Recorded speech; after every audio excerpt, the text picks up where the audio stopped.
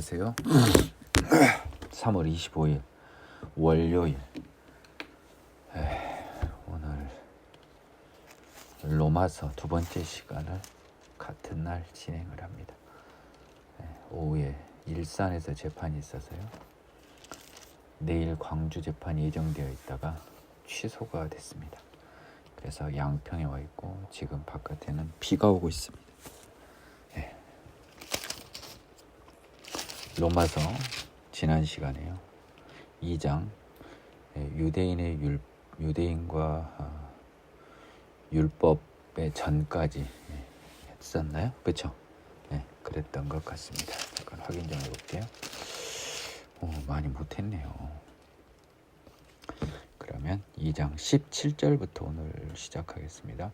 유대인이라 불리는 내가 율법을 의지하며 하나님을 자랑하며 율법의 교훈을 받아 하나님의 뜻을 알고 지극히 선한 것을 분간하며 맹인의 길을 인도하는 자요 어둠에 있는 자의 빛이요 율법에 있는 지식과 진리의 모본을 가진 자로서 어리석은 자의 교사요 어린아이의 선생이라고 스스로 믿으니 그러면 다른 사람을 가르치는 네가 네 자신은 가르치지 아니하느냐. 도둑질하지 말라 선포하는 내가 도둑질하느냐. 간음하지 말라는 네가 간음하느냐. 우상을 가증히 여기는 내가 신전 물건을 도둑질하느냐. 율법을 자랑하는 내가 율법을 범함으로 하나님을 욕되게 하느냐. 기록된 바와 같이 하나님의 이름이 너희 때문에 이방인 중에서 모독을 받는도다. 네가 율법을 행하면 할례가 유익하나 만일 율법을 범하면 네 할례는 무할례가 되느니라. 그런즉 무할례자가 율법의 규례를 지키면 그 무할례를 할례와 같이 여길 것이 아니냐. 또한 본래 무할례자가 율법을 온전히 지키면 율법 전문가 할례를 가지고 율법을 범하는 너를 정죄하지 아니하겠느냐. 무릇 표면적 유대인이 아니요 표면적 육신의 할례가 아니니라. 오직 이면적 유대인이며 할례는 마음에 할지니 영에 있고 율법 조문에 있지 아니한 것이라. 그 칭찬이 사람에게서가 아니로 다만 하나님에게서니라. 지금요 바울은 2장에서 하나님의 심판을 이야기하잖아요. 2장 제목이. 그래서 이제 그 율법이 이전에 뭐라 그랬습니까? 율법이 없이 범죄한 자는 율법 없이 망하고 율법이 있고 범죄한 자는 율법으로 심판을 받는다고 했는데 유대인들은요 이 또 오해를 하고 있는 거 뭐냐면 자기들이 율법을 지키는 걸 오해를 하는 거예요. 그래서 그 착각에 빠져 있는 어느 누구도 온전히 율법을 지킬 수 없는데 지킨다고 착각하는 유대인들에게 바울이 현실 자각을 하라 하는 차원에서 하는 이야기인 것 같습니다. 유대인이라 불리는 네가 율법 의지하고 하나님 자랑해요. 율법 의지한다는 건요 율법을 지키려고 의지한 게 아니에요. 이방인들한테 율법에 의지해서 자기들의 선민의식을 자랑해요. 율법을 의지해서 하나님을 자랑하는 거예요. 율법의 교훈을 받아 하나님의 뜻도 알고 지극히 선한 것을 분간하고 맹인 인도하고 어둠 비시고 율법에 있는 지식과 진리의 모본을 가진다.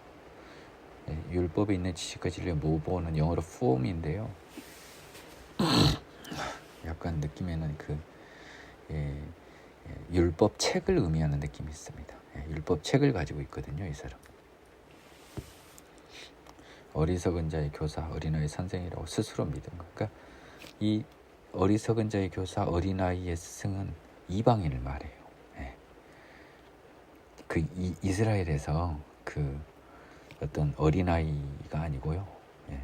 맹인의 길을 인도하고 어둠에 있는 자의 빛이라는 말은 이방인에 대한 것이에요. 그러니까 유대인들은요, 이 율법을 따라서 자기들은 이미 율법의 의를 이룬다고 착각하고 이방인들에 대해서 우월감에 있는 거예요. 그러자 현실 자각 타임이 21절에 등장합니다. 그러면 다른 사람, 이방인들을 가르치는데 내가 네 자신은 안 가르치냐고 위선을 지금 지적하는 거예요. 말로는 도둑질 말라, 간음하지 말라, 우상을 숭배하지 말라면서 그 반대로 행하고 있다는 거죠. 율법을 자랑하는 유대인이에요. 네가 율법을 범함으로 결국 하나님을 욕되게 하는 거예요. 근데 이 사람들은요, 맹인의 길을 인도하는 자요, 어둠에 있는 자요, 이렇게 어린아이 스승이라고 스스로는 믿고 있는데 현실을 보니까 율법을 범하고 있어요. 하나님을 욕되게 하고 있어요. 이거는 나중에 로마서 7장하고 연결을 해야 뚜렷이 보입니다. 여기서는 일단 이렇게 알고 넘어가세요.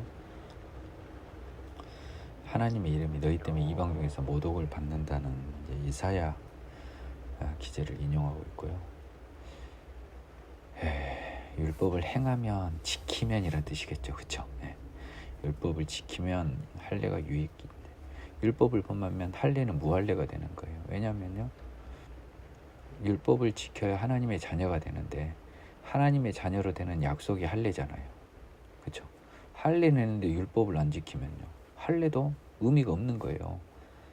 이스라엘인들은 그렇게 생각합니다. 할례도 하고 율법도 지키고요. 할례도 율법의 일부로 생각하는 거예요. 근데 율법을 범하면요, 할례가 의미가 없는 거라는 거죠.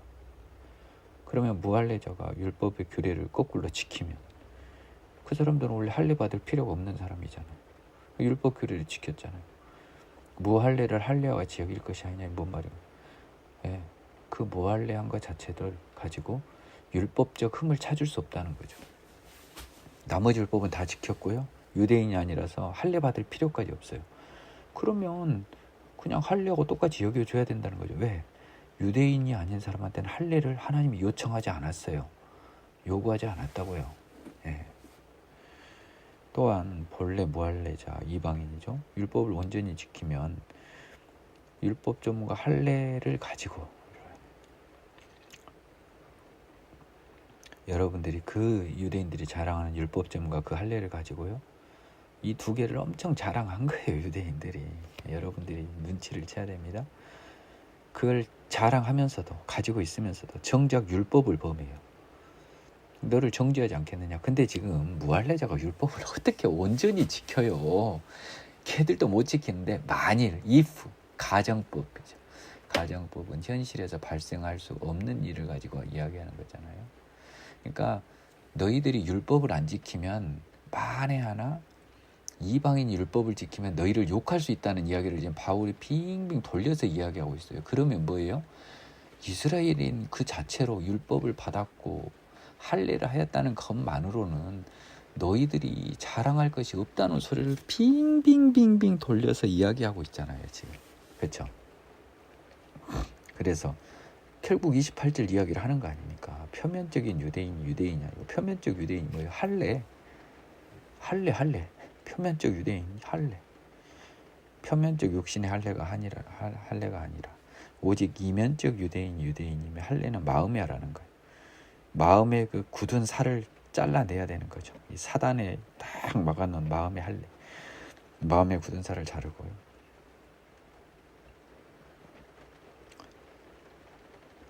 영에 있고 율법 조문에 있지 아니하다라고 하는 건 뭔 말입니까? 할례는 율법 조문에도 있어요. 할례 하라고 했을 겁니다. 아브라함의 그 명령을 따라서요. 근데 원래 할례하라는 것은 율법 조문에 있잖아요, 이스라엘 기준은. 근데 하나님은 뭐라고 하시는 거예요? 마음의 할례는 영의 명령에 있고라고 하는 게 좀 정확하겠네요. 지금 생각해 보니까요. 영의 명령에 따른 것이고 율법 조문에 있지 않는 것. 하나님의 영의 명령에 따라 마음의 할례를 하라는 거예요. 율법 조문에 따라 육신의 할례를 할 게 아니고 진짜 중요한 건 하나님의 영의 명령에 따른 마음의 할례라. 따라서 그 칭찬이 사람에게서가 아니라 하나님에게서라는 거예요. 육신의 할례하고 서로 칭찬하잖아요. 아이고 고생했어, 누구 아들 베냐민 고생했어. 아이는 말도 못하지만 그 아이의 아빠 가서 아이고 큰일했네 이게 아니고, 하나님의 영에 따른 마음의 할례, 중생, 죄사함 받아 다시 새롭게 되는 믿음, 믿음을 가능케 하는 중생, 그것을 마음의 할례라고 표현하고 있습니다. 믿음은 마음의 할례를 거쳐서 발생하는 거죠. 3장을 읽겠습니다. 3장은요, 도입부가 조금 독특해요. 제가 이거를 이제 두 번째 보면서 조금 풀어졌던 부분인데요. 일단 한번 쭉 읽겠습니다.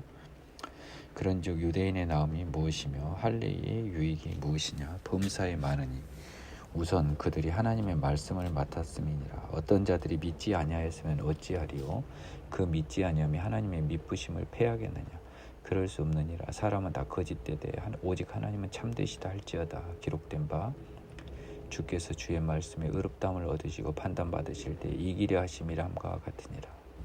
그러나 우리 불의가 하나님의 의를 드러나게 하면 무슨 말을 하리요? 내가 사람은 말하는 대로 말하노니 진노를 내리시는 하나님이 불의하시냐? 결코 그렇지 아니하니라. 만일 그러면 하나님께서 어찌 세상을 심판하리요? 그러나 나의 거짓말로 하나님의 참되심이 더 풍성하여 그의 영광이 되었다면 내가 어찌 내가 죄인처럼 심판받으려? 또는 그러면 선을 이루기 위하여 악을 행하자 하지 않겠느냐? 어떤 이들은 이렇게 비방하여 우리가 이런 말을 한다고 하니 그들은 정죄받는 것이 마땅하니라. 앞에서 바울은요, 이 표면적 육신의 할례만으로 유대인이 우월을 주장할 수 없다는 거예요. 하나님의 율법의 말씀을 받았고 율법을 맡았고 표면적인 육신의 할례를 했다는 그 자체만으로는 이방인에 대해서 우월성을 주장할 수 없다고 먼저 선언을 했어요. 그렇다면요, 바울은 그럼 유대인은 그 뭔 게 있습니까? 할례는 뭐 때문에 했습니까? 라고 따질 거 아닙니까? 유대인이. 이에 대해서요, 참 여러분 이거 잘 봐야 됩니다. 3장. 유대인이 아닌 여러분이 더 잘 봐야 돼요. 사실은 여러분은 유대인을 우습게 보면 절대 안 됩니다. 로마서는요, 유대인을 우습게 보지 말라는 서신서예요. 유대인이 나오면 뭐냐? 할례 유익이 뭐냐? 범사에 많으니 우선 그들이 하나님의 말씀을 맡았대요. 일단 실패했을지언정요, 하나님이 언약을 세운 사람은요 유대인들이었어요. 그 자체도 의미가 엄청 큰 겁니다. 유대인의 선조들이 믿지 아니하였으면 어쩔 거예요? 하나님의 믿부심을 어떻게 피하겠습니까? 제가 레위기 강의를 이미 먼저 했습니다. 레위기 26장의 상과 벌이었던가요? 믿지 아니하더라도 나중에 반성하면 결국 하나님은 메시아를 보내주기로 약속을 하셨고 예정을 하셨어요. 하나님은요, 그 믿부심을 패하지 않으신 분이에요. 사람은 거짓되되 하나님은 참되시다고 한단 말이에요. 자, 그래서 이 말은 뭐냐면, 바울이 이 말을 한 이유는요, 하나님은 이스라엘을요, 말씀을 맡은 이스라엘을 비록 선조들이 하나님의 말씀을 지키지 못했더라도 버리지 않으실 거라는 거예요. 근데 이스라엘 사람들은요, 하나님이 버리지 않는 거잖아요. 안 지켰어도. 지금 여기입니다. 3장 초반은 내가 이걸 2번 강의를 해봐서 이제 3번째니까 좀 더 편해요. 하나님이 지금 너희들이 부족해도 하나님이 의로운 하나님이라서 지금 그 약속을 위해서 믿부심을 패하지 않아요. 그래서 유대인은 이득을 볼 거예요. 언젠가는 믿음으로 돌아옵니다. 근데 유대인들이 슬슬 말장난을 치는 거예요. 자, 바울 우리가 하나님 말씀을 못 지켰다고 우리를 지금 책망하냐? 그래, 그러면 우리는 이렇게 말할게. 우리가 불의해서 하나님을 의가 드러나면 우리 잘한 거 아니야? 지금 이 말을 합니다. 이 말이에요. 지금 유대인들의 이 말을 문제 있다고 책망하는 거예요. 바울이. 우리 불의가 하나님의 의를 드러나게 하면 우리는 죄 없어. 그러니까 우리는 하나님 말씀을 지키면 지킨 대로 잘한 거고, 못 지키면 인간의 불의로서 하나님이 상대적으로 의가 드러나니까 우리 때문에 우리 하나님 높여졌어. 우리는 이러나 저러나 다 상관없어. 이런 억지를 부리는 거예요. 지금 유대인들. 그러면서 이런 우리한테요, 우리 불의로 하나님의 의가 드러나는데 진노를 내시는 하나님은 불의하다고 지금 자기만의 생뚱맞은 논리를 펴고 있는 유대인들이 말장난이 있다는 거예요. 분명히 이 말장난이 있었어요. 그래서 바울이 아니다. 그러면 하나님이 어찌 세상을 심판하겠냐는 거죠. 불의를 심판 안 하시면. 너네 불의 때문에 하나님의 의가 드러난 게 아니죠. 하나님은 원래 의로운 거고요. 너희는 불의하거나 의로운 건데 불의가 드러나더라도 하나님은 원래 의로웠지. 너희 불의 때문에 하나님의 의가 드러난 건 아니잖아요. 한술 더 떠서 부연 설명합니다. 나의 거짓말로 하나님 참되심이 풍성하고 영광이 되었다면 내가 어찌 죄인이냔 말이죠. 하나님 영광이 된 건데 나 거짓말 때문에. 그러니까 선을 이루기 위해서 악을 행하자. 선은 뭡니까? 하나님의 영광, 예. 하나님의 참되심의 풍성함. 이것을 위해서 내가 일부러 악을 행한다. 이런 식으로 해도. 그러니까 유대인들은 율법에 관한 도를 이렇게 엉망으로 하고 마치 바울이나 지도자들도 율법을 이렇게 해석한다고 억지를 부리는 말쟁이들이 로마에 있었던 거예요. 말쟁이들이. 우리는 말씀을 맡은 우리는 잘 지키면 잘 지킨 대로. 근데 최근에 못 지켜. 근데 우리가 못해서 하나님 뭐가 드러나고 하나님 영광이 되고 하나님 참되심이 풍성해지고. 그래서 우리가 그 선을 위해서 악을 행했다는 거예요. 그러면 결국 나로 인해서 높여진 건 하나님이라는 거죠. 이런 말장난을 하고 있으니 그들은 정죄받는 것이 마땅하다는 겁니다. 예, 유대인들이 얼마나 율법을 가지고 지네 마음대로 위선과 말장난에 빠졌는지 당시 유대인의 사회상이 짐작가는 대목이에요. 저는 다시 말씀드립니다. 뭐 자랑도 아니고 부끄러운 것도 아닙니다. 저는 신학대학원을 2년 다녔는데 수업에서 그렇게 많이 배우진 못했지만 수업은 들었지 않습니까? 그리고 성경을 읽었고요. 하나님의 말씀을 사모했고요. 또 이 강의를 하기 위해서 좀 더 집중을 해서 보기도 했고, 이거는 이게 맞는 것 같아요. 예, 제가 봤을 때는 제가 이제 참 주석서를 보진 않았습니다. 그러니까 유대인 사이에 뭔가 이런 못된 말장난하는 무리가 있었던 듯 싶습니다. 다 죄 아래에 있다. 그러면 어떠하냐? 우리는 나으냐? 결코 아니라. 유대인이나 헬라인이나 다 죄 아래에 있다고 우리가 이미 선언하였느니라. 기록된 바 의인은 없나니 하나도 없으며 깨닫는 자도 없고 하나님을 찾는 자도 없고 다 치우쳐 함께 무익하게 되고 선을 행하는 자는 없나니 하나도 없도다. 그 입에는 그들의 목구멍은 열린 무덤이요 그 혀로는 속임을 일삼으며 그 입술에는 독사의 독이 있고 그 입에는 저주와 악독이 가득하고 그 발은 피 흘리는 데 빠른지라. 파멸과 고생이 그 길에 있어 평강의 길을 알지 못하였고 그들은 눈앞에 하나님을 두려움이 없느니라 과 같으니라. 자, 이제 유대인들은요, 이제 바울이 다 종을 쳤죠. 네. 너희들은 있잖아, 응? 하나님의 미쁘심 때문에 언젠가는 하나님과의 약속이 지켜지겠지만 너희들은 하나님 말씀을 이제 온전히 지키도록 노력해야 돼. 지금처럼 말장난하면서 우리는 하나님 말씀 안 지키면 안 지킨 대로 의미가 있고 지키면 지킨 대로 의미가 있다는 이런 어리석은 장난을 하지 마. 이 답답한 사람들아. 다만 유대인들의 유익은 하나님의 말씀을 먼저 맡았다는 거죠. 그러니까 뭐예요? 하나님과 유대인은 약속을 했어요. 비록 파기는 됐죠. 유대인이 약속을 안 지켰어. 근데 바울 선생님은요, 그래도 비록 못 지켰지만 하나님이 유대인을 상대로 언약을 했다는 것은 어마어마하게 의미를 부여하고요.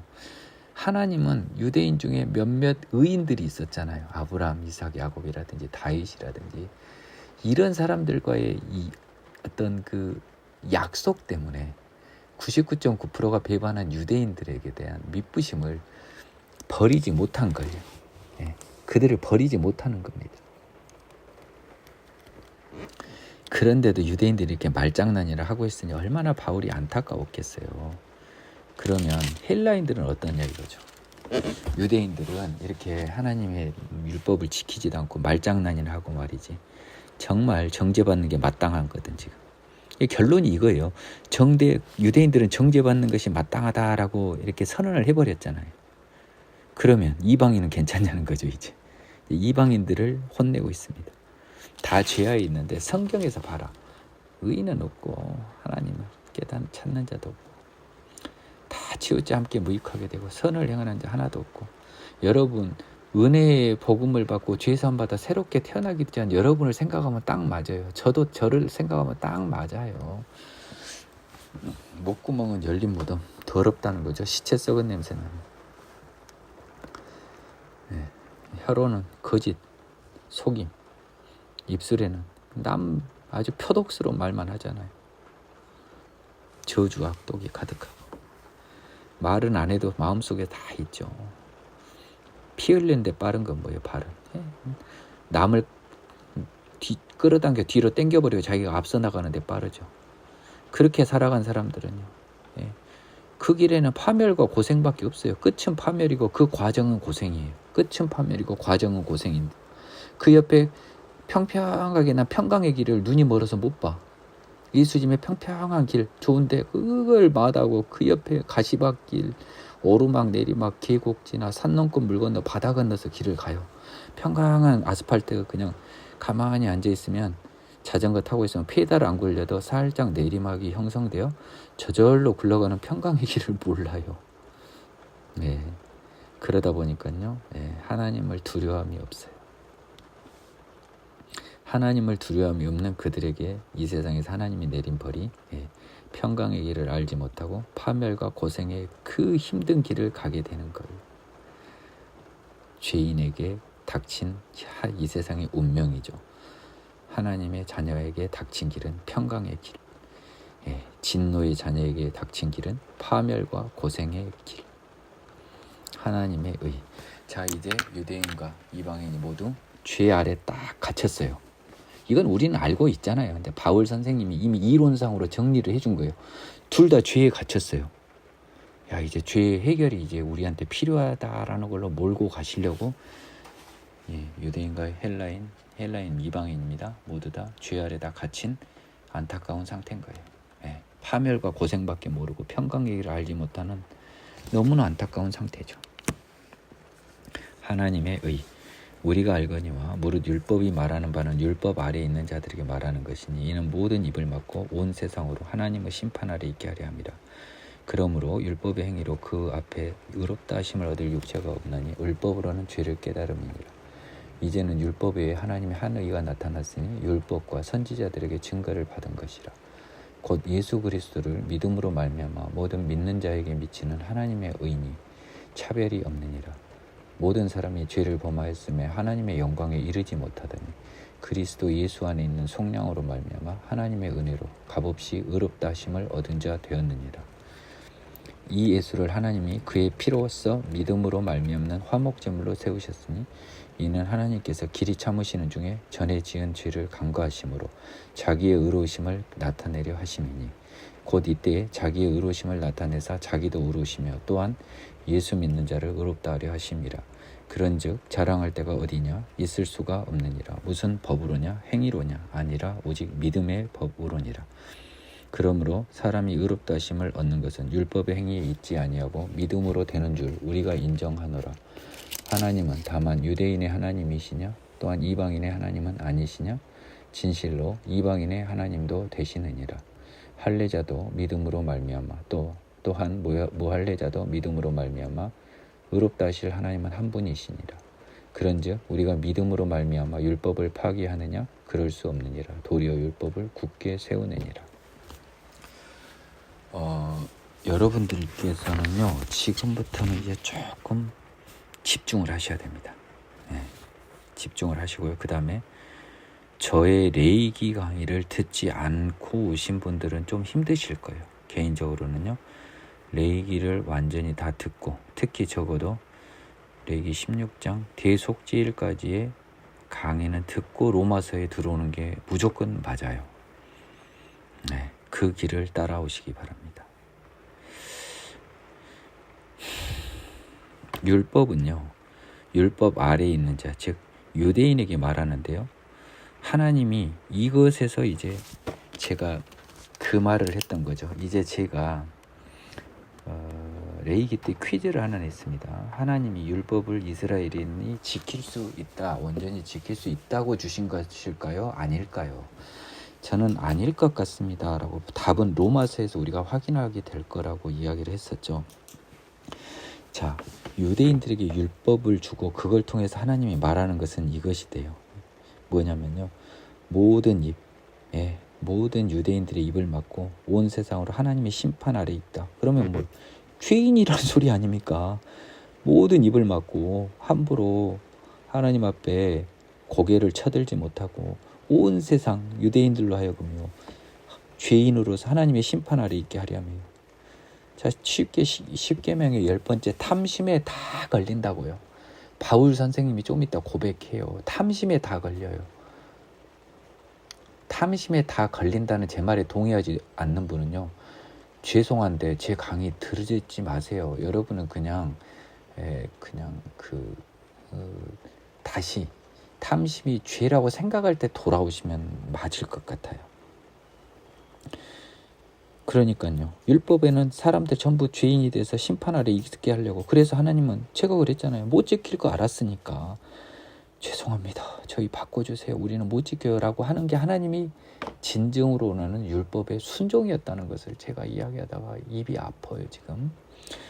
그러므로 율법의 행위로 그 앞에 의롭다 하심을 얻을 육체가 없나니, 이 말은 뭔 말이에요? 율법의 행위로는, 이렇게 여러분은 쉽게 이것도 그냥 이대로 읽지 마요. 정확한 뜻을 알고 읽으세요. 바울 선생님이 뭔 말을 하는 거죠?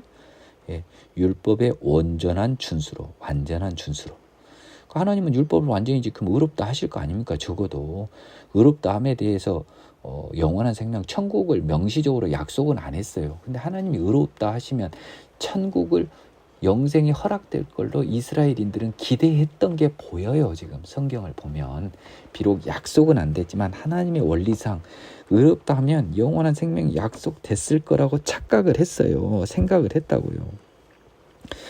그 약속, 그건 착각이 아닐 수도 있죠. 하지만 그 전제 사실인 율법을 온전히 지켜 의롭게 하는 그 조건 자체가 불가능한 조건이라는 걸 모른 거죠. 불가능한 조건임을 인정하고 나와야 되는데, 아이고 어지러워 죽겠네요. 그러니까 율법의 온전한 준수로 의롭다 하심을 얻을 육체가 없죠. 왜? 누구나 못 지키니까. 결국 뭐예요? 율법으로는 죄를 깨달음이라. 이것도 틀려요. 정확한 의미 뭡니까? 율법으로는 자기의 죄만 깨닫고 결국 뭐예요? 내가 죄인인 것만 확인할 뿐이다, 이 말이에요. 자, 이제부터 로마서는요, 써지긴 이렇게 써졌지만 해석을 온전히 하는 방법이 어떤 건지 저를 통해서 많은 힌트를 받아가시기 바래요. 그리고 경우에 따라서 이제 믿음은 이제 철저히 로마서에서는 죄의 사함을 받아 새롭게 됨으로 바꾸십니다. 이제는요, 이제 지금까지 율법으로는 다 게임이 끝났잖아요, 그렇죠? 율법에 하나님의 한 의가 나타났으니 율법과 선지자들의 증거를 받은 건데요. 먼저 율법의 증거는 뭡니까?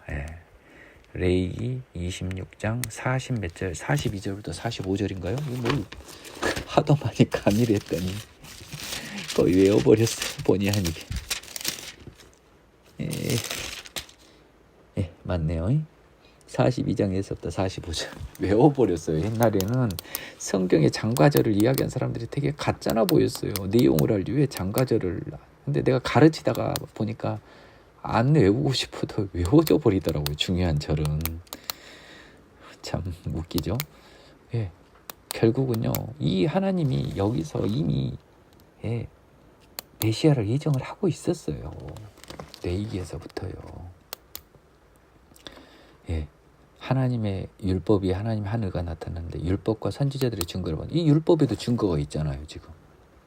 그리고 선지자들이 다 결국은 언젠가 메시아 와서 우리를 해방시켜 줄 것을 기대하고 있었잖아요.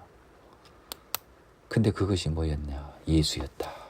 자, 예수 그리스도를 믿음으로 말미암아부터 지금 바꿉니다. 자, 믿는 자부터는 그렇게 바꿔서 읽을게요. 겹치니까요. 곧 예수 그리스도를 믿음으로 말미암아 모든 죄 사함 받아 새롭게 되는 자에게 미치는 하나님의 은혜 차별이 없느니라라고 해석하면 됩니다. 자, 그러면 예수 그리스도를 믿음으로 말미암아 모든 믿는 자에게 미치는 하나님의 의, 죄 사함 받아 새롭게 된 사람들에게 죄 사함을 받고요, 새로운 능력을 받아서 의로워지는 거예요.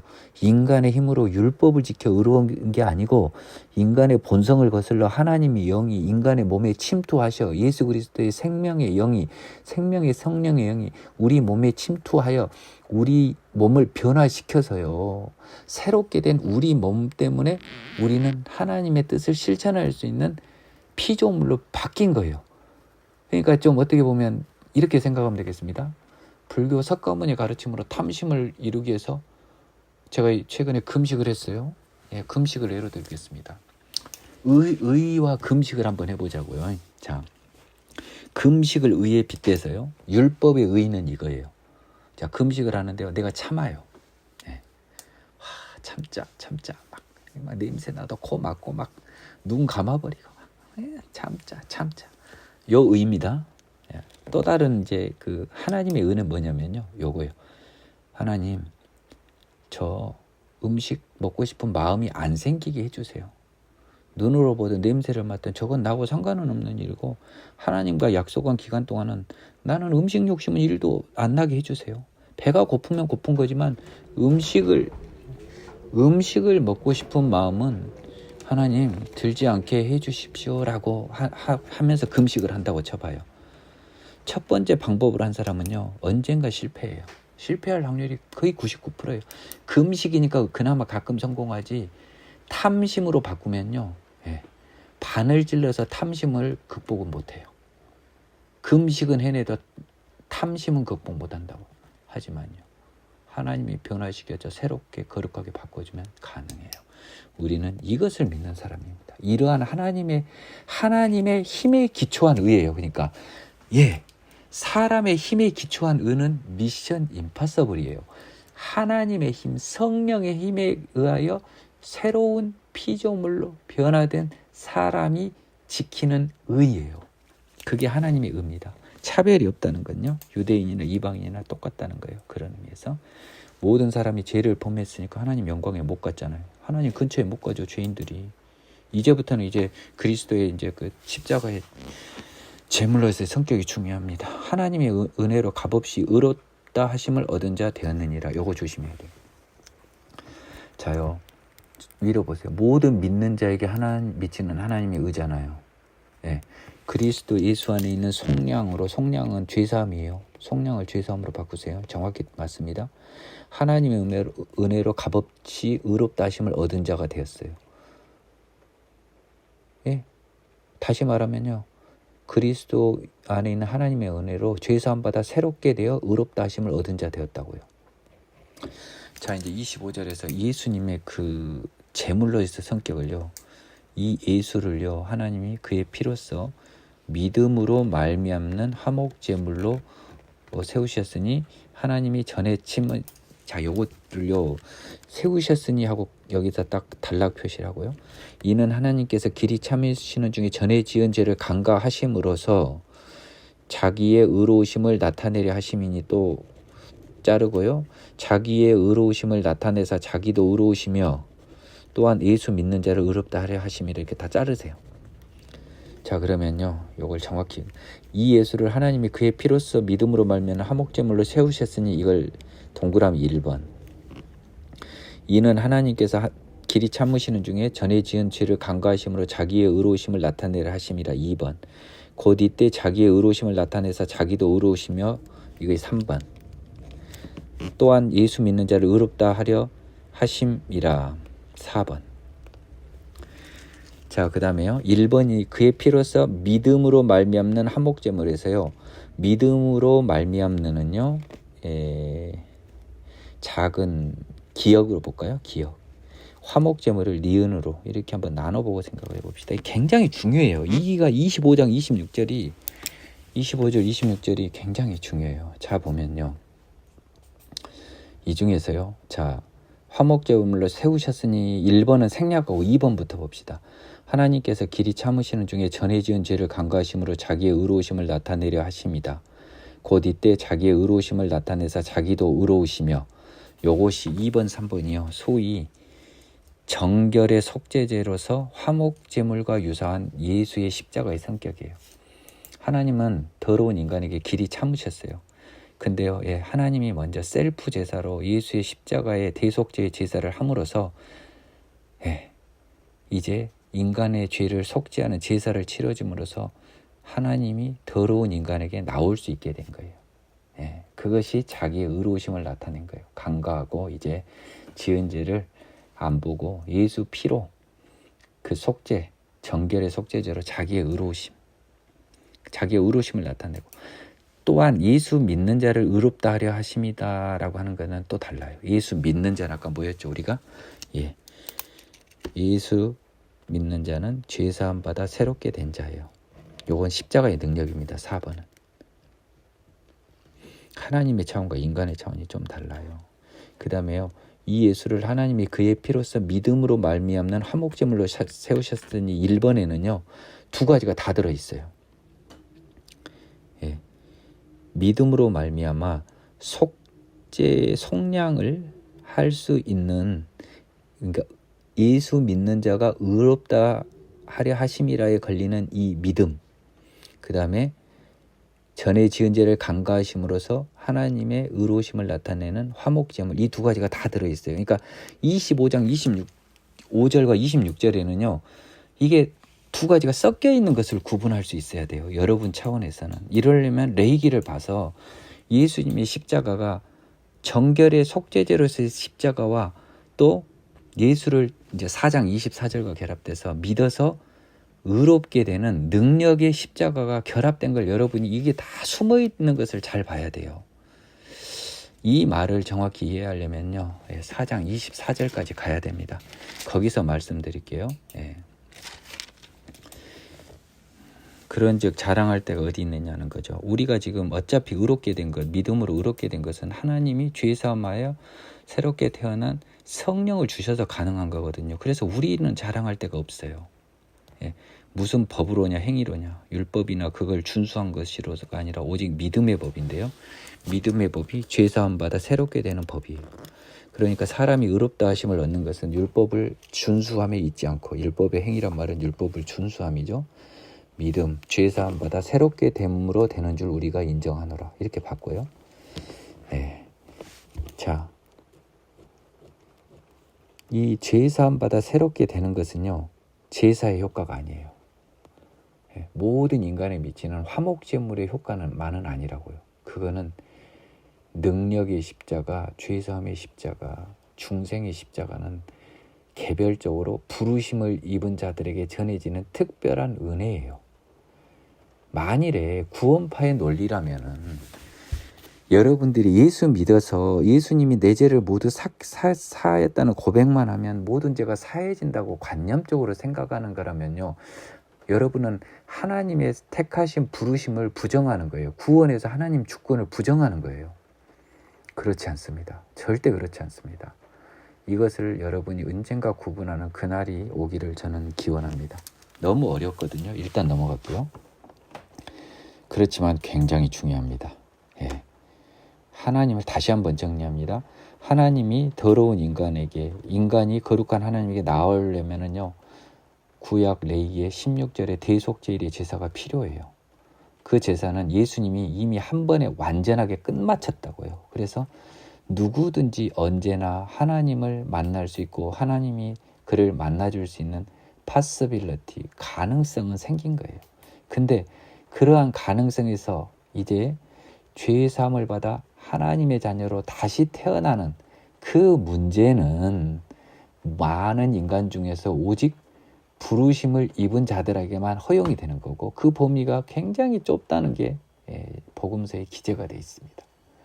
그런데요, 우리는 하나님이 누구를 불렀는지 택했는지 죽을 때까지 몰라요. 그러다 보니까 우리가 겸손하게 그걸 모르니까 모든 사람이 구원을 받을 수 있는 가능성에 있다라고 말할 뿐이지, 하나님의 시간에서 구원을 받는 것은 철저히 정해져 있는 거예요. 이 두 가지가 마치 조화될 수 없는 이 두 가지를 조화시킬 수 있는 유일한 힘은 하나님의 주권을 인정하는 것이고요. 따라서 우리는 왜 다른 사람을 구원해 주지 않았냐고 따지는 어리석은 행동을 할 게 아니고, 왜 저를 죄인을 구원해 주셨나요 하는 감사의 기도만을 드릴 수 있어야 하는 것 같아요. 여러분, 제가 오늘 이 한 말은요 너무너무 중요한 말이에요. 곰곰이 씹어보시기 바랍니다. 하나님은 이제 모든 유대인과 이방인의 하나님이 됩니다. 할례자, 무할례자 의미가 없단 소리예요. 오직 믿음으로 말미암아를 다 죄사함 받아 새롭게 됨. 오직 죄사함 받아 새롭게 됨으로 의롭다. 왜냐하면 믿음으로 의롭다면 겁나 추상적이에요. 여러분, 힘이 없어요. 느낌이 안 와요. 죄사함 받아 새롭게 됨으로 의롭게 됐다면 느낌이 오잖아요. 그러면 우리의 집중은 뭐로 갑니까? 죄사함 받아 새롭게 됨으로 가고요. 더 집중은 뭐로 갑니까? 새롭게 됨으로 가잖아요. 새롭게 됨이라고 하는 게 이제 본격적으로 부각이 되잖아요, 여러분. 아이고 힘들다. 그러니까 31절이 설명이 되는 거예요. 여러분이 아는 기존의 방식으로는 31절이 딴소리를 갑자기 하는 것처럼 비춰지는 거예요. 그런즉은 그러므로라고 똑같은 접속선 아닙니까? 우리가 믿음으로 말미암아 율법을 파기했냐? 그렇지 않다. 믿음으로는 이게 앞뒤가 안 맞아요. 자, 그러면 민기영 전도사 추천한 방법으로 읽어보겠습니다. 그런즉 우리가 죄 사함 받아 새롭게 됨으로 말미암아 율법을 파기하느냐? 그럴 수 없더냐. 도리어 율법을 굳게 세우냐? 믿음만 이렇게 바뀌면 쉽게 보이잖아요. 예. 우리는 믿음이 율법에 반대된다는 개념으로 착각을 하는데 바울 선생님은 결코 그 말을 한 게 아니고 왜 반대되냐라고 생각을 비춰지냐면 율법은 사람의 힘으로 지키는 거고 죄인이 믿음은요 뭡니까? 죄사함을 받아 성령으로 새롭게 태어난 인간이 하나님의 힘으로 율법을 지키는 거예요. 율법보다 더 큰 사랑의 율법을 지키는 거예요. 그러니까 오히려 율법이요 예전의 형식적인 율법보다 동기까지 따져서 마음속까지 살펴서 훨씬 더 율법을 폭넓게 온전히 제대로 지켜요. 위선적으로 안 지키고. 그러니까요 믿음으로 율법은 오히려 더 굳게 세워지는 겁니다. 굉장히 중요한 부분이에요, 여러분. 오늘 강의는요 몇 번 들어봐야 되거든요. 이게 너무 중요해서요. 오늘은 4장까지밖에 못합니다. 여기는 뭐 양이 중요하지 않아요. 로마서는요, 여러분 신약, 복음, 구약이 다 숨어 있기 때문에 이 로마서를 넘지 않으면 여러분이 온전히 예수님을 이해할 수 없어요. 여러분의 존재 자체도 이해를 못해요. 이것을 넘지 않으면. 로마서에는 엄청난 에너지와 물량을 쏟아 넣어야 합니다. 자, 4장 읽겠습니다. 아브라함의 믿음과 그로 말미암은 아나. 그런즉 육신으로 우리 조상인 아브라함이 무엇을 얻었다 하리요? 만일 아브라함이 행위로서 의롭다 하심을 받았으면 자랑할 것이 있으려뇨 하나님 앞에서는 없느니라. 성경이 무엇을 말하느냐? 아브라함이 하나님을 믿음에 그것이 그에게 의로 여긴 바 되었느니라. 일하는 자에게는 그 삭시 은혜로 여겨지지 아니하고 보수로 여겨지거니와 이를 아니할지라도 경건하지 아니한 자를 의롭다 하시는 이를 믿는 자에게는 그 믿음을 의로 여기시나니 일한 것이 없이 하나님께 의로 여기심을 받는 사람의 복에 대하여 다윗이 말한 바 불법이 사함을 받고 죄가 가리어짐을 받는 사람들은 복이 있고 주께서 그 죄를 인정하지 아니하실 사람은 복이 있도다 함과 같으니라. 그런즉 이 복이 할례자에게냐 혹은 무할례자에게도냐 무릇 우리가 말하기를 아브라함에게는 그 믿음이 의로 여겨졌다 하노라. 그런즉 그것이 어떻게 여겨졌느냐? 할례시냐 무할례시냐? 할례시가 아니요 무할례시니라. 그가 할례의 표를 받은 것은 무할례시 믿음으로 된 의를 인친 것이니 이는 무할례자로서 믿는 모든 자의 조상이 되어 그들도 의로 여기심을 얻게 하려 하심이라. 또한 할례자의 조상이 되었나니 곧 할례 받을 자에게뿐 아니라 우리 조상 아브라함이 무할례시에게 가졌던 믿음의 자체를 따르는 자들에게도 그러하니라. 여기서 일단 끊겠습니다. 이제 바울 선생님은요 지금 하나님의 의를 이야기하면서요 하나님의 의는 반대되는 게 뭐예요? 율법의 의죠.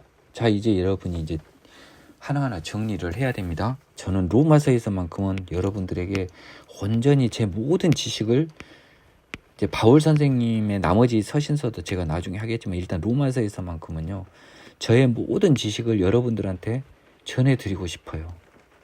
그게 제 솔직한 심정입니다. 하나님의 의와 반대되는 건 율법의 의죠.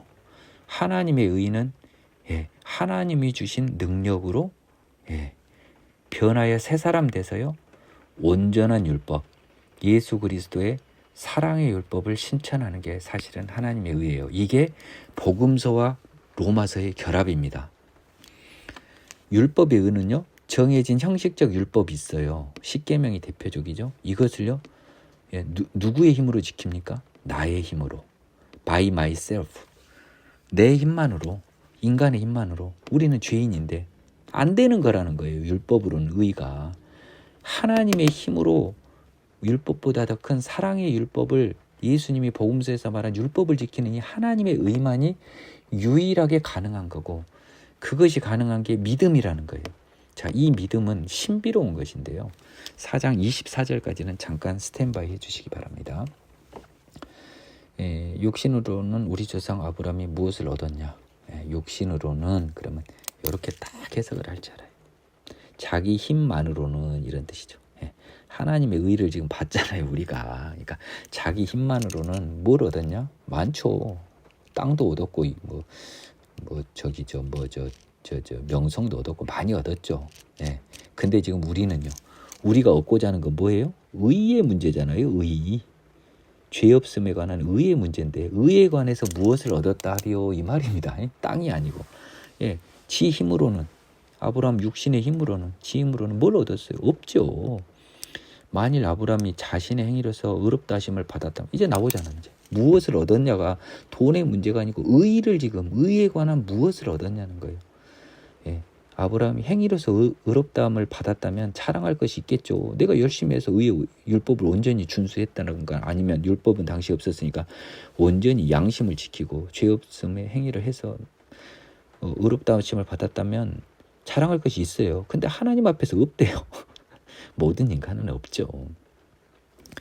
성경은요. 아브라함이 하나님을 믿음에 그것을 그의 의로 여겨진다라고 하는 창세기 15장 6절을 인용합니다. 이제요. 창세기가 왔다 갔다 합니다. 창세기를 참조해 주세요. 창세기 15장 6절에요. 이때요. 아브라함이 네 자손이 이렇게 많을 거라 하는데 여호와를 믿으니 여호와께서 이를 그의 의로 여기시고라고 나와 있잖아요. 이게 사실은요. 여호와가 믿게 해주신 거예요. 여호와를 믿은 게 아니고 믿게 해주신 거예요. 사실은. 그래서 그것을 그의 의로 여겼어요. 자, 여러분 왜 그것을 하나님의 일방적인 강공적인 구원이라고 생각해야 되냐면 8절에서 여전히 15장 8절에서요. 내가 이 땅을 소유로 받을 것을 무엇으로 알리까라고 물어보는데 어떻게 이게 믿음인가요? 하나님이 강권적으로 믿게 해준 그 하나님 자신의 이 강권적인 개입이에요. 이게 참 신기하더라고요. 아브라함에서는 정말 신기해요. 그런데요, 이 강권적인 믿음이요, 여러분 여기서 착각하시면 안 됩니다. 여호와를 믿으니요, 믿게 하니라고 해석해야 된다고 그랬습니다. 그의 의로 여기셨잖아요. 하나님은 시간을 초월해 있어요. 아브라함이 언제든지요, 하나님을 믿으면 게임은 끝나요. 이때 안 믿어도 상관없어요. 이때 8절 보면 벌써 이상해요. 무엇으로 알리까? 심지어 뭐가 있냐면요, 아브라함이 창세기 17장 17절을 보면요. 아브라함이 엎드려 웃으며 마음속으로 어찌 100세 된 사람이 어찌 자식을 낳을까? 사라는 90세니 어찌 출산하리요? 했단 말이에요, 여러분. 근데 이 아브라함의 믿음은 언제 이루어지냐면요.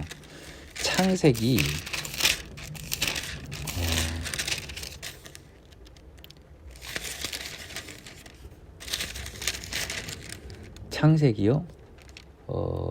잠깐만요.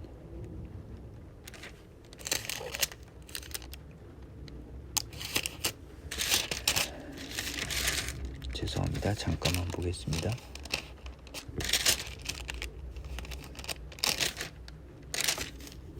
창세기 18장입니다. 창세기 18장에서 이제 아들을 약속받거든요. 18장에서. 12절에서요. 사라는 속으로 웃고요.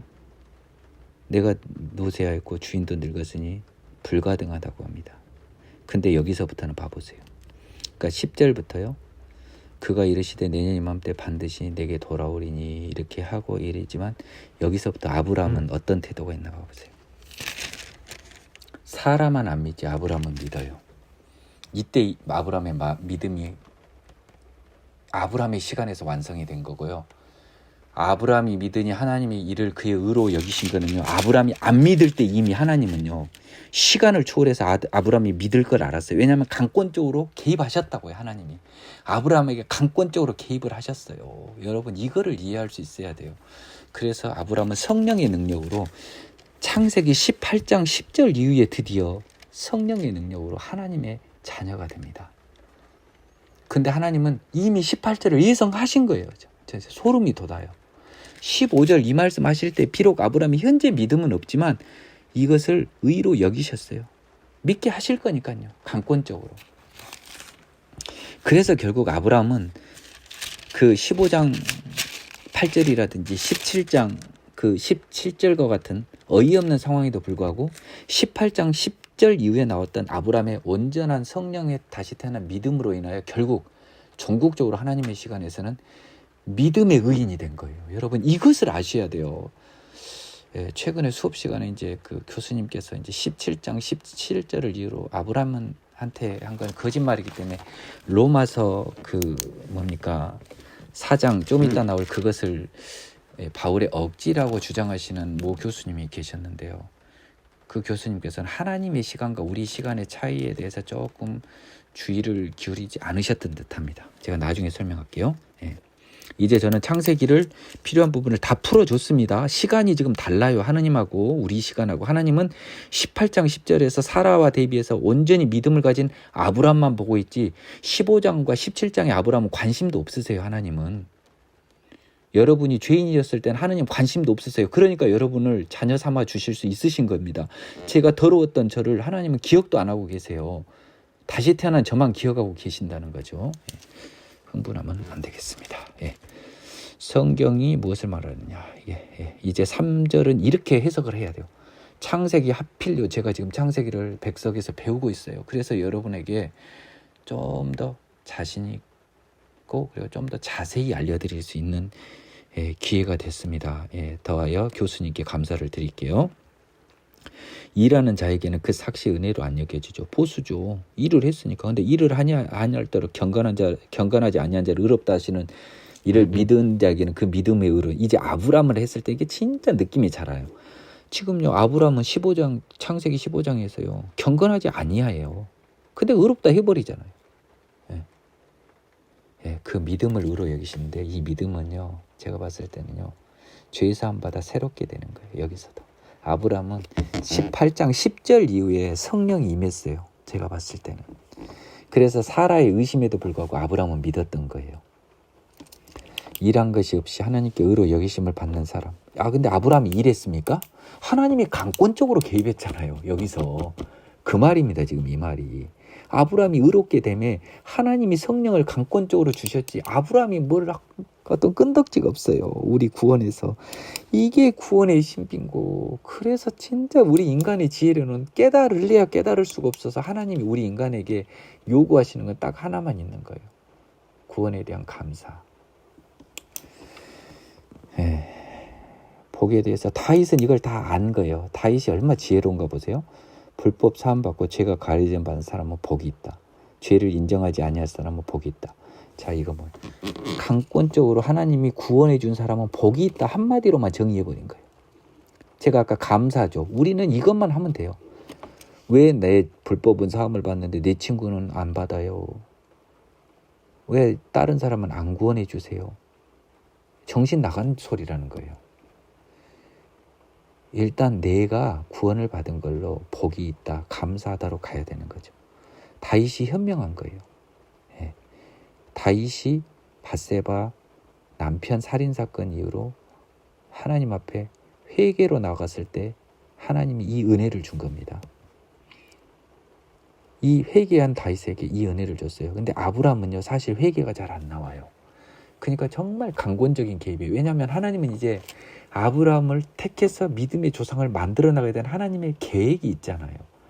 그러니까 아브라함의 의와 일절 관계없이 심지어 내 느낌은 회개도 관계없이 강권적으로 개입해버린 거예요. 성령으로. 아브라함에게 성령이 개입됐다는 걸 뭘 보면 알 수 있냐면 이삭을 바쳐버리잖아요. 여러분. 사실은 바울이 진짜 하고 싶은 말은 이삭을 바쳐버린 것을 이야기하거든요. 괜히 또 패를 보여준 느낌이 있습니다. 그런즉 이 복이 할례자에게냐 무할례자에게냐. 이때는 아브라함이 할례하기 전입니다. 참고로 15장은요. 그래서 바울 선생님이 비록 온전한 믿음은 할례한 이후에 18장 10절 이후에 형성이 됐지만 하나님이 의로 인친 시기는 15장이라고 이 정말 비밀 중에 비밀을 꿰뚫고 들어온 천재 중에 천재 선생님이에요. 우리 교수님께서는 이것을까지는 나가지 못하시고 아브라함이 뻥을 친 거다고, 지금 바울이 뻥을 친 거다고 이렇게 심지어 이렇게 표현하셨거든요. 그게 아니에요. 바울 선생님은 정확히 알고 있었던 거예요. 아브라함의 이삭을 바친 아브라함을 보고 아브라함은 성령의 사람인 걸 알았고 믿음의 사람인 걸 알았어요. 다만 그 시기는 18장 10절 이후인 것도 바울 선생님이 분명히 알았습니다. 하지만 하나님은요, 그때 그를 의로 여겨주지 않고 아브라함을 의인이고 하나님의 자녀라고 인쳐준, 믿음의 조상으로 인쳐준 건 신기하게도 여전히 죄의 상태에 있었던 아브라함 시간으로는요 15장에서 해준 거예요. 그래서 이 빈틈을 바울 선생님이 비집고 들어와서 무할례의 시에 아브라함이 의로 여겨졌다고 딱 핵심을 찌르고 들어온 겁니다. 왜냐하면 하나님의 그때 분명히 믿음을 의로 여겼다고 이야기하셨거든요. 그러니까 하나님의 강권적인 개입이라는 거예요. 예, 이것이 사실은 생략이 되어 있는 겁니다. 하나님의 강권적인 개입, 아브라함에서는 심지어 회개도 거치지 않고 강권적인 믿음의 성령을 주신 것은요, 하나님의 전면적인 계획인데 의로 여기신 건 이미 할례도 받기 전에 아브라함을 의로 여기셨어요. 여러분이 이거를 정말 잘 이해해야 됩니다. 제가 로마서를 3번째 보고요, 창세기 수업과 결합이 돼서 그나마 이 정도라도 볼 수 있는데요, 더 자세히 또 공부하실 분은 공부하시기 바래요. 무할렛이고요. 할례의 표를 받은 건 무할렛이 믿음으로 된 의를 인친 것. 인친 것은 이제 증거 삼은 것이란 뜻이 가장 쉬운 번역입니다. 이는 증거 확인. 확인이 가까워요. 확인. 최종 확인, 이런 느낌이 강합니다. 무할례자로서 모든 믿는 자의 조상이 되게 한 거예요. 지금 바울 선생님은요, 로마서는 사실은 이방인과 유대인들의 공통분모인 믿음을 설명하는 거예요. 그리고 믿음에서 굉장히 소외되고 조금 억울할 수 있는 유대인들을 설득하는 서면이 이 로마서입니다. 그래서 지금 초창기 앞부분에서는 유대인과 이방인을 믿음이라는 공통분모로 하나의 하나님 밑에 있는 의로운 자녀들이라는 이 공통분모를 뽑아내기 위해서 무진장 예를 쓰세요. 정말. 할례표를 받은 것은 그래서 할례와 상관없이 무할례자까지 다 아브라함이 믿음의 조상이라는 거죠. 믿음의 조상이라는 겁니다. 믿음의 자취를 따르는 자들. 그 자취는 여러분, 우리 학교 다닐 때 원을 어떻게 정리했습니까? 한 점에서 거리가 일정한 점들의 자취가 원이에요. 자취는 이제 그 느낌이 뭔 말인지 알겠죠? 점의 흔적을 쭉쭉쭉쭉 따라가는 거. 믿음 뒤를 쫄쫄쫄쫄 따라간다는 그런 의미입니다. 아브라함이나 그 후손에게 세상의 상속자가 되리라고 하신 언약은 율법으로 말미암은 것이 아니 오직 믿음의 의로 말미암은 것이니라. 만일 율법에 속한 자들이 상속자이면 믿음은 헛것이 되고 약속은 파기되었느니라. 율법은 진노를 이루게 하노니 율법이 없는 곳에는 범법도 없느니라. 그러므로 상속자가 되는 그것이 은혜에 속하기 위하여 믿음으로 되나니 이는 그 약속을 그 모든 후손에게 굳게 하려 하심이라. 율법에 속한 자에게뿐 아니라 아브라함의 믿음에 속한 자에게도 그러하니 아브라함은 우리 모든 사람의 조상이라. 기록된 바 내가 너를 많은 민족의 조상으로 세웠다 하신 것 같으니 그가 믿은 바 하나님은 죽은 자를 살리시며 없는 것을 있는 것으로 부르시는 이시니라. 아브라함이 바랄 수 없는 중에 바라고 믿었으니 이는 네 후손이 이같으리라 하신 말씀대로 많은 민족의 재상이 되게 하려 하심이라. 그가 백세나 되어 자기 몸이 죽은 것 같고 사라 태가 죽은 것 같음을 알면서 믿음이 약해지지 아니하고 믿음이 없어 하나님의 약속을 의심하지 않고 믿음으로 견고해져서 하나님께 영광을 돌리며 약속하신 그것을 또한 능히 이루실 줄 확신하셨으니 그러므로 그것이 그에게 의로 여겨졌느니라. 그에게 의로 여겨졌다 기록된 것은 아브라함만이 위한 것이 아니요 아브라함만 위한 것이 아니요 의로 여기심을 받을 우리도 위함이니 곧 예수 우리 주를 죽은 자 가운데서 살리신 이를 믿는 자니라. 예수는 우리가 범죄한 것 때문에 네 줌이 되고 또한 우리를 의롭다 하시기 위하여 살아나셨느니라. 자, 이제요, 아브라함은 할례자와 무할례자를 못지않고 믿음의 조상이 됐습니다. 창세기 15장을 근거로요. 아브라함 후손에게 세상의 상속자가 된다고 하신 언약, 창세기 15장의 언약은요, 율법이 있기 전인 거죠. 믿음의 조상에 대한 언약이라고 바울이 정의를 하고 있습니다. 율법은 모세 때 들어왔으니까요. 그러니까 만일 율법에 속한 자들, 즉 유대인들만 상속자면 15장의 아브라함의 믿음은 헛것이 되죠. 그렇잖아요. 율법도 없었는데요. 그리고 아브라함 때는 유대인이 이렇게 번성할 할 게 약속은 있었지만요. 이럴 줄도 몰랐고요. 그리고 율법이 주어질지도 아브라함은 몰랐어요. 다만 믿음의 사람이 아브라함의 믿음의 후손 이것만을 생각했지 내가 아브라함이 이스라엘 알아요? 이스라엘은 야곱의 이름입니다. 이스라엘이란 이름도 모를 때예요 지금. 근데 그 믿음의 후손들에게 상속자가 된다고 한 거기 때문에 율법에 속한 이방인들 그러니까 유대인들만 이 세상의 상속자라고 한다면 아브라함의 믿음은 헛것이 되고요. 여기 넣어야 돼요. 믿음이 막 포괄적인 아브라함의 믿음은 헛것이 되고요. 하나만은 헛것이 돼버렸잖아요. 하나님 약속을 안 지켜줬잖아요. 유대인한테만 줘버렸잖아요. 하나님의 약속은 하나님과 아브라함의 약속은 그렇죠? 아브라함의 믿음은 헛것이 되고 하나님과 아브라함의 약속은 파기됐다. 근데 그런 것이 아니라는 거죠. 율법은 진노를 이루게 하는 율법 없는 것이 범법 없는 이거 조심하세요. 우리 지금 율법의 성격을 이것 때문에 제가 미리 다 설명해놨어요. 이건 이렇게 읽어야 돼요. 율법은요. 인간의 죄인성만 확인되죠. 그러면 그 결과 하나님이 진노하잖아요. 죄를 보고. 그겁니다. 지금 그 절차가 딱 생략돼 버리니까 어색하죠. 율법이 없는 곳에는 범법도 없다. 이거 알잖아요. 율법이 없는 곳에는 왜 범법이 없어요? 아니잖아요. 율법은 죄만 확인할 뿐이다. 이런 뜻이에요. 율법 없는 곳에서도 왜 범법이 없어요? 그러니까 이 속지 말라고요. 지금 바울 선생님이 이 말씀을 하고 계시는 거라고요. 그러므로 상속자가 되는 그것이 이제 은혜는 뭡니까? 율법의 반대잖아요. 믿음하고 똑같은 거예요. 믿음은 은혜로 된 거니까요. 죄산 받아 새로 듣게 된 건 은혜로 되는 거잖아요. 사실 이것은 은혜가 아니라요. 믿음이 또 나오잖아요. 은혜가 속하기 위해 믿음으로 되나니. 사실은 은혜에 속하기 위해를 딱 빼버릴까요? 그러므로 상속자가 되는 그것이 믿음으로 되나니 하나도 안 어색해요. 은혜에 속하기 위해를 딱 가로로 묶어서 빼버려도요. 근데요. 하나님에 대한 이 구원의 주권을 강조하기 위해서 은혜에 속하기 위하여라고 하는 것이 들어간 거예요. 이는 그 약속을 모든 후생에 굳게 하려 하십니다. 그 약속은요. 이게 이제 그 하면 헷갈리지 마세요. 아브라함과의 언약입니다. 아브라함과의 언약을 그 모든 후손, 아브라함의 믿음의 자체를 따르는 모든 유대인과 이방인 후손에게 굳게 하려 하심이래요. 율법에 속한 자기뿐만 아니라 나오네요. 나 이거 안 보고 있습니다. 제가요. 율법에 속한 자만은 아브라함 믿음에 속한 자기도 그러한다는 거죠. 그러니까 아브라함은 우리 모든 사람이 조상이라. 이 결론을 이끌기 위해서 바울이 지금 이 많은 이야기를 이끌고 온 겁니다. 지금까지가요. 우리는 하나라는 거예요. 이방인과 유대인이. 그러니까 어떻게 보면 유대인들한테 겁나 미안한 거예요. 지금 이 말 하면서도. 그거를 읽을 수 있어야 돼요. 기록된 바 내가 너를 많은 민족에 지었다. 이게 창세기에 나온 말 아닙니까? 그가 믿은 바 하나님은 이게 겁나 중요해요. 죽은 자를 살리시고 없는 것을 있는 것으로 부르시니라. 이걸 딱 한마디로 말하면 그가 믿은 바 하나님은 전능한 하나님이시니라. 이렇게 하면 돼요.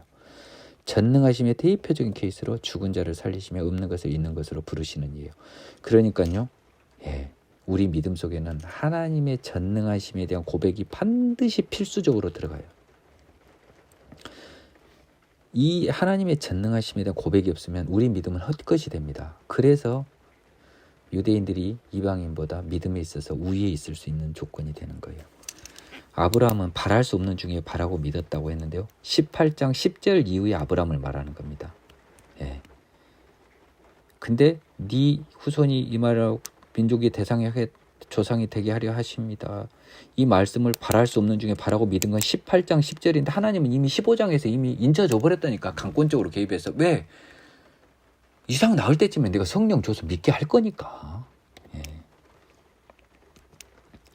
그런데 바울은 왜 15장 강권적 하나님의 개입으로 굳이 타임을 끌고 가서 그리 갈 수밖에 없었냐. 할례를 그때 받지 않았거든. 할례가 그만큼 중요한데 바울은 어떻게 해서든지 할례를 깨뜨릴 수밖에 없어요.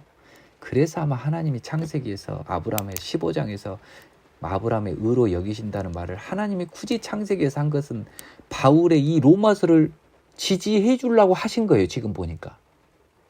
시간을 초월한 바울과 하나님의 교감이 이게 하나님의 시간입니다. 왜 15장에서 그 말씀을 하시냐고 해필 하나님의 말씀으로. 유대인들을 바울 네가 이렇게 설득하라고 한 거잖아요.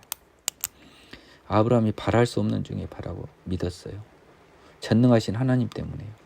네 후손이 이같으리 하신 말씀대로 민정이 조상이 되게 하려 하십니다. 100세가 되고요. 사라 태도 죽었습니다. 믿음이 약해지지 않고 믿음이 없어. 이것은 다 18장 10절이에요. 10절 이후에요. 하나님께 영광 돌리고 약속하신 걸 동안 능히 이루실 줄 확신하였대요. 확신. 이거 18장은 사라는 지금 하지만 아브라함은 의심 안 했어요. 그때부터는. 자, 그것이 그에게 의로 여겨졌느니라. 제가 이 말을 왜 할 수 있냐면 아까 이야기했죠. 자, 여기서 무서운 저기가 나옵니다. 이것을 지지하는 증거가요. 이삭을 번제로 드리라 하시다는 창세기 22장에서요. 아브라함이 단 한마디 대꾸를 안 합니다. 하나님한테 번제로 드리라는 명령에 대해서요. 그리고 그냥 순종합니다. 그리고 뭐라고 그랬습니까? 우리가 저기서 제사 드리고 우리가 돌아온다고 해요. 이삭이 안 죽을 걸 알고 있어요. 그리고요. 번제할 어린 양은 하나님이 자기를 위해 친히 준비하신다고 해요. 이 정도면 하나님하고 거의 같이 동행하는 거 아니에요?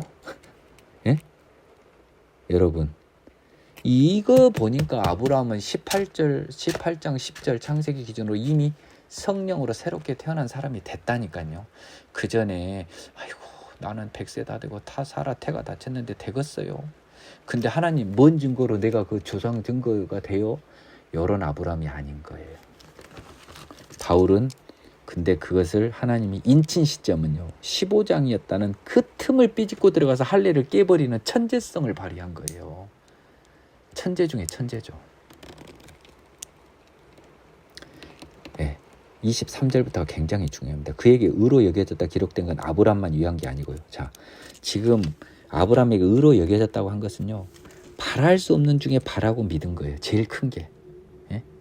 그것 때문에 의가 된 거라고요. 근데 아브라함은 강권적으로 하나님 성령을 주셔서 그게 가능하게 했지만 우리도요 이제 바랄 수 없는 것을 바랄 수 없는 중에 바라고 믿는 것이 필요할 거 아닙니까? 우리도 의로 여겨지려면 지금 아브라함하고 똑같이 지금 의로 여길 거니까요. 그래서 뭐가 딱 문제가 출제되냐면요. 사도를 제외한 모든 사람들이요. 예수 부활을 눈으로 못 보게 만들어버린 거예요. 사도들의 의는 다르다니까요. 중요합니다. 사도들은 눈으로 봐버렸어요. 그 친구들은 성령만 들어오면 돼요. 그러니까 사도들은 예수 복음 기준으로는요. 유대인들이 사도들과 굉장히 유사해요. 그들은 하나님의 전능하심을 알아요. 이 이방인들은 바랄 수 없는 중에 바라고 믿기 위해서는 먼저 하나님의 전능하심에 대한 온전한 고백이 필요합니다. 첫째. 그리고 나서 그것에 기초해서 바랄 수 없는 중에 바라고 믿는 그 믿음이 필요해요. 이건 이제 인간의 힘으로 되는 건 아니겠죠? 전능하심의 고백도 인간의 힘으로만 되는 게 아니겠죠, 물론. 근데 그 대상이 100세가 넘은 남자와 태가 다친 여자가 아들을 낳는 이삭을 낳는 그것을 바라고 소망하고 믿고 확신하는 아브라함. 우리는요, 부활을 보지도 못한 우리가 예수를 죽은 자 가운데 살리셨다는 부활을 믿고요. 우리도 또한 예수처럼 죽지 않고 살 것이라는 것을 확신하는 것. 부활에 대한 확신. 신령한 몸으로 천국에서 부활할 것에 대한 확신까지 포함된 겁니다. 예수는 살고 우리는 죽는다가 아니라요. 예수가 다시 산 부활이 온전히 고백되면요. 우리의 천국에서의 신령한 몸으로 부활도 고백되고 그건 동전의 앞뒷면입니다. 그게 따로 노는 게 아닙니다. 그래서요. 예수 우리 주를 죽은 자 가운데 살리신 일을 우리가 어떻게 믿어요? 이 사람이 부활한 걸 어떻게 믿어요? 사람이었는데. 말도 안 되잖아요. 이게 바로 전능하신 하나님에 대한 전능하심에 대한 믿음과 또 바랄 수 없는 중에 바라고 이루어질 수 없는 건데 하느님이니까 믿는 거잖아요. 하느님께서 하신 거니까.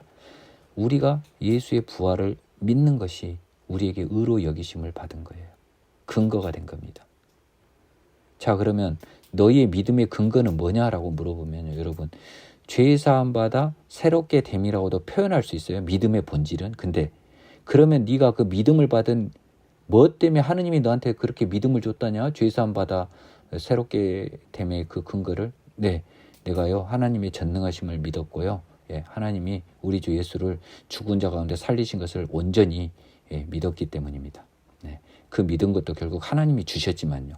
그래서요, 제가 하나님의 전능하심과 하나님께서 예수를 죽은 자 가운데 살리셨던 그것을 내가 하나님의 힘으로 믿자마자 동시 패션으로 희한하게 내 죄가 다 사라지고 내 마음에 예수가 딱 들어와서 내가 새 사람이 되던데요. 이것이 우리 믿음입니다.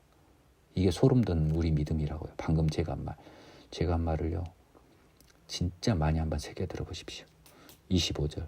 예수는 우리가 범죄한 것 때문에 내줌이 됐죠. 우리 죄를 문제를 해결하려고 오셨잖아요. 근데요, 왜 부활하셨어요? 예수가 그리고 돌아가시고 못 일어서면 우리는 의롭게 되길 방법이 없어요. 로마서 4장 24절에 근거 규정이 없어요. 믿기지 않는 사실을 일단 하나님이 만들어 놓은 거예요. 불신자들은 믿기지 않는 사실을 하나 만들어 놓고 그것을 하나님이 강권적으로 개입하셔서 그것을 믿어지게 하는 하나님만의 구원의 능력을 보여주신 거죠. 왜? 우리를 의롭다 하려고, 우리를 자기 자녀 삼으려고. 그러니까 예수님은 살아나셨어야만 하고, 살아나신 예수님을 하나님의 능력으로 믿는 우리는 하나님이 의롭다 하시면서 동시에 우리 죄를 사하여 주시고 새로운 몸으로 태어나게 해주는 게 짜르륵 동시패션으로 발생하는 거예요. 여러분, 오늘 너무 중요한 강의였습니다. 로마서 상 초반을 장식하는 핵심적인 강의였고요.